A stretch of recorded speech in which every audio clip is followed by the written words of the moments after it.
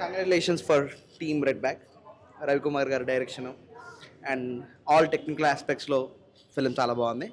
Music wise కానీ అన్ని రకాలుగా ఫిలిం సక్సెస్ కొట్టాలి.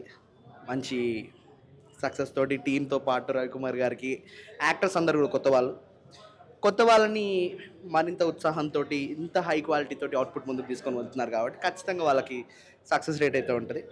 And congratulating each and every one from the team red back. ఇప్పుడే రెడ్ బ్యాగ్ సినిమా చూశాను. నిజంగా నెక్స్ట్ లెవెల్ స్టోరీ అనమాట. అసలు ఉమెన్ ట్రాఫికింగ్ గురించి అయితే చాలా బాగా చూపించారు. రవికుమార్ గారు డైరెక్టర్ మంచి స్టోరీ తీసుకొని ఇప్పుడు సమాజంలో జరిగేదాన్ని, లేడీస్ గురించి జరిగేదాన్ని అయితే చాలా బాగా చూపించారు. ఫస్ట్ హాఫ్ అంతా ఆ ఉమెన్స్ గురించి చూపిస్తూ ఉంటారు.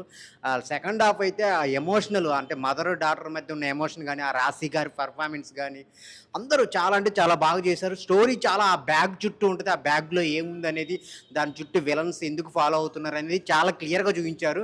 సో ప్రొడ్యూసర్ గారు అయితే హరి గారు ఒక మంచి స్టోరీని సెలెక్ట్ చేసుకొని ఒక మంచిది ఆడియన్స్కి ఇవ్వాలని చాలా అంటే చాలా ఒక సెలెక్టివ్గా స్టోరీని సెలెక్ట్ చేసుకొని మంచి కంటెంట్ ఇచ్చారనమాట.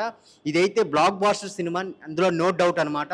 అందరూ పర్ఫార్మెన్స్ కానీ లాస్ట్లో క్లైమాక్స్ అయితే ఎవరు ఎక్స్పెక్ట్ చేయరు, అంత బాగుంటుంది. క్లైమాక్స్కి వచ్చేసరికి అసలు నెక్స్ట్ లెవెల్కి వెళ్ళిపోయింది అనమాట సినిమా.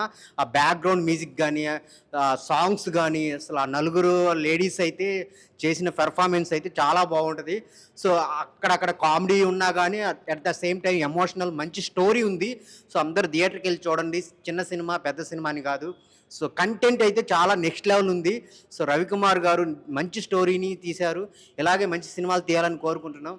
సో చాలా చాలా బాగుంది. అందరు థియేటర్కి వెళ్ళి చూడండి. ఒక మంచి సినిమా, కంటెంట్ ఉన్న సినిమా రెడ్ బ్యాగ్. ఆ రెడ్ బ్యాగ్లో ఏముందో తెలియాలంటే ఖచ్చితంగా సినిమా చూడాల్సిందే.